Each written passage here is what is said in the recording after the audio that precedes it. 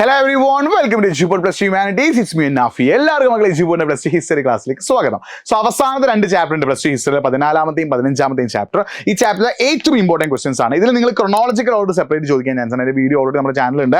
Chronological order നമ്മൾ separate എക്സാമിന് ചോദിക്കാൻ ചാൻസ് ഉണ്ട്. ആ ക്രോണോളജിക്കൽ ഓർഡർ നിങ്ങൾ എന്ത് ചെയ്യുക, നിർബന്ധമായിട്ടും കാണണം. ഈ ചാപ്റ്റേഴ്സിനാണ് ക്രോണോളജിക്കൽ ഓർഡർ ചോദിക്കാനുള്ള ചാൻസ് വളരെ കൂടുതൽ. അപ്പോൾ 4 മാർക്കിന് ഈ ചാപ്റ്റേഴ്സ് ക്രോണോളജിക്കൽ ഓർഡർ ചോദിക്കും. അതിന്റെ വീഡിയോ ഓൾറെഡി നമ്മുടെ യൂട്യൂബ് ചാനലുണ്ട്, കാണാത്തവർ കാണാം. ക്രോണോളജിക്കൽ ഓർഡറിന് പുറമെ ഈ ചാപ്റ്ററിൽ നിന്ന് ചോദിക്കാൻ ചാൻസ് ഉള്ള, അതായത് അവസാന 2 ചാപ്റ്ററിന് ചോദിക്കാൻ ചാൻസ് ഉള്ള മോസ്റ്റ് ഇമ്പോർട്ടൻ്റ് ആയ 2 കുറച്ച് ക്വസ്റ്റ്യൻസ് നമുക്ക് നോക്കാം. ഇത് മാത്രം പഠിച്ചാൽ വല്ലവരും ചോദിക്കും, ഇത് മാത്രം പഠിച്ചാൽ പോരാ, ഇത് മോസ്റ്റ് ഇമ്പോർട്ടൻ്റ് ആണ്, ഇത് ചോദിക്കാനുള്ള പ്രോബിലിറ്റി കൂടുതലാണ്. അപ്പോൾ നിങ്ങളുടെ ഫ്രണ്ട്സിൽ ആരൊക്കെ ഈ 2 ചാപ്റ്റേഴ്സ് പഠിക്കാൻ ആഗ്രഹിക്കുന്നുണ്ട്, അല്ലെങ്കിൽ ഏറ്റവും ഇമ്പോർട്ടൻ്റ് ആയ ക്വസ്റ്റ്യൻസ് അറിയാൻ ആഗ്രഹമുണ്ട്, അവർക്ക് ഈ വീഡിയോ എന്ത് ചെയ്യും, ഒന്ന് അയച്ചു കൊടുക്കുക. 2 മാർക്കിന് എക്സാമിൽ ചോദിക്കാൻ ചാൻസ് ഉള്ള ടോപ്പിക് ആണ് എന്ത്, സംഗീതം. സംഗീതത്തെ കുറിച്ച് എന്ത് ചെയ്തേക്കാം, 2 മാർക്കിന് എക്സാമിൽ ചോദിച്ചേക്കാം കേട്ടോ. എന്താണ് സംഗീതം എന്ന് പറഞ്ഞാൽ, സംഗീതം was A costly autonomous territory consisting of several villages organised around A Brahmanic temple. ഒരു ബ്രാഹ്മണ ക്ഷേത്രത്തിന് ചുറ്റും ക്രമീകരിച്ചിരിക്കുന്ന നിരവധി ഗ്രാമങ്ങൾ ഉൾക്കൊള്ളുന്ന ഒരു പ്രദേശത്തെ നമ്മൾ വിളിക്കുന്ന പേരാണ് എന്ത്, സംഗീതം. അപ്പൊ എന്താ സംഗീതം പറഞ്ഞാൽ, ഒരു ബ്രാഹ്മണ ക്ഷേത്രത്തിന് ചുറ്റും പ്രതീക്ഷിക്കുന്ന ഒരുപാട് ഗ്രാമങ്ങൾ ഉണ്ടാവും. ആ ഗ്രാമങ്ങളുടെ അണ്ടർഷിപ്പ് അല്ലെങ്കിൽ അതിന്റെ കസ്റ്റോഡിയൻ ആരായിരിക്കും, ആ ഒരു ടെമ്പിൾ ആയിരിക്കും എന്നുള്ളൊരു കാര്യം ഓർത്തു വെക്കുക.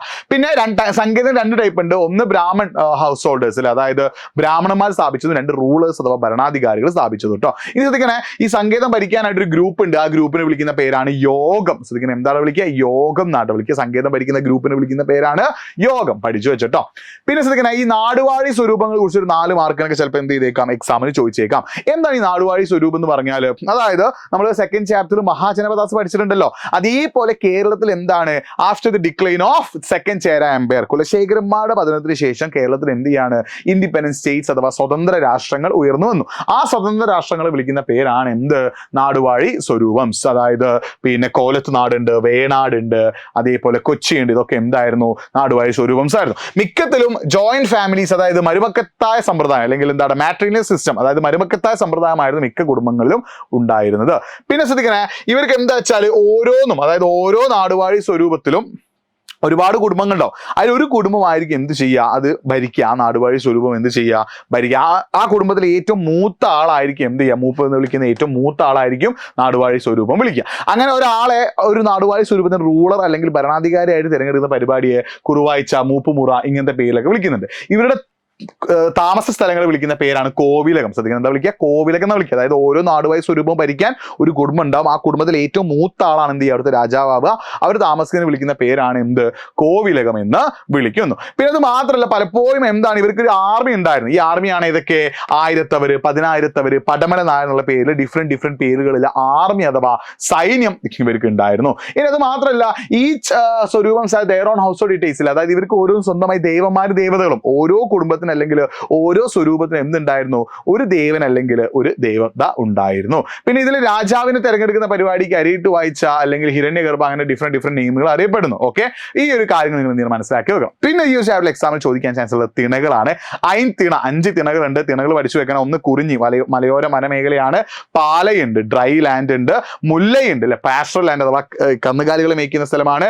മരുതം, വെറ്റ് ലൈൻസ് അഥവാ സമതലമായ പ്രദേശമാണ്. നെയ്തൽ, കോസ്റ്റൽ സോൺ അഥവാ തീരദേശ മേഖലയാണ്. ഈ നമ്മുടെ പിന്നെ തിണകൾ എന്തായാലും നിങ്ങൾ പഠിച്ചു പോയിക്കട്ടെ, വളരെ വളരെ ഇമ്പോർട്ടന്റ് ആണ്. കുറിഞ്ഞി എന്ന് പറഞ്ഞാൽ മലയോര വനമേഖലയാണ്, ഹില്ലി ഫോറസ്റ്റ് റീജിയൻ ആണ്. അവിടെയുള്ള ആളുകൾ ജോലി എന്താ, ഫോറസ്റ്റ് റിലേറ്റഡ് ആയിട്ട് അങ്ങനത്തെ കാര്യങ്ങളാണ് ചെയ്യുക. പിന്നെ അതേപോലെ മുല്ലൈ എന്ന് പറഞ്ഞാൽ എന്താ, പാസ്റ്റർ സോൺ, അവിടെ കന്നുകാലികളെ മേയ്ക്കുന്ന ജോലിയാണ്. പാലൈ, ഡ്രൈ ലാൻഡ് അഥവാ വരണ്ട മേഖലയാണ്. അവിടെയുള്ള ആളുകളുടെ ജോലി എന്താണ്, കവർച്ചയാണ്. അതേപോലെ മരുതം, വെറ്റ് പ്ലെയിൻസ്, സമതലമായ പ്രദേശമായതുകൊണ്ട് അവിടെ എന്ത് ചെയ്യുന്നു, കൃഷി, അഗ്രികൾച്ചർ ഉണ്ട്. നെയ്തൽ, കോസ്റ്റൽ സോൺ അഥവാ നെയ്തൽ തീരദേശ മേഖലയാണ്. അവിടെ സോൾട്ട് മേക്കിംഗ് അഥവാ ഉപ്പ് നിർമ്മാണവുമാണ് ഉള്ളത് എന്നുള്ളൊരു കാര്യം കൂടി നിങ്ങൾ എന്ത് ചെയ്യുക, മനസ്സിലാക്കി വെക്കുക. അപ്പൊ ഈ ഒരു കോസ്റ്റൽ അല്ലെങ്കിൽ ഈ ഒരു ഇതുണ്ടല്ലോ നമ്മുടെ പിന്നെ തിണകളെ കുറിച്ച് പഠിച്ചു വെക്കണം. പിന്നെ അന്നത്തെ കാലത്തെ ഈ ഒരു എക്സ്ചേഞ്ച് സിസ്റ്റം, അതായത് അന്നത്തെ കാലത്തെ ഈ സാധനങ്ങൾ കൈമാറ്റം ചെയ്യുന്ന സമ്പ്രദായം നമ്മൾ വിളിക്കുന്ന പേരാണ് എന്ത്, നൊടുതൽ. പഠിച്ചു വെക്കണേ. ചിലപ്പോൾ 1 വേർഡ് ഒക്കെ ചോദിക്കാം, 2 മാർക്കിനും 4 മാർക്കും ചോദിക്കാം കേട്ടോ. എന്താടാ, നൊടുതലാണ് അന്നത്തെ എക്സ്ചേഞ്ച് സിസ്റ്റം. ആളുകൾ ബാർട്ടർ സിസ്റ്റമാണ് ഉപയോഗിച്ചിരുന്നത്, അതിന് വിളിക്കുന്ന പേരാണ് നൊടുതൽ. ഈ ഒരു ക്വസ്റ്റൻസ് ഒക്കെ ഈ ഒരു ചാപ്റ്ററിൽ വളരെ വളരെ ഇമ്പോർട്ടൻ്റ് ആണ്. ഇത് മാത്രം പഠിച്ചാൽ പോലെ, ഇതെല്ലാതെയും വേറെ ക്വസ്റ്റൻസ് എക്സാമിന് ചോദിക്കും. ഇത് മോസ്റ്റ് ഇമ്പോർട്ടൻറ്റ് ക്വസ്റ്റൻസ് ആണ് കേട്ടോ.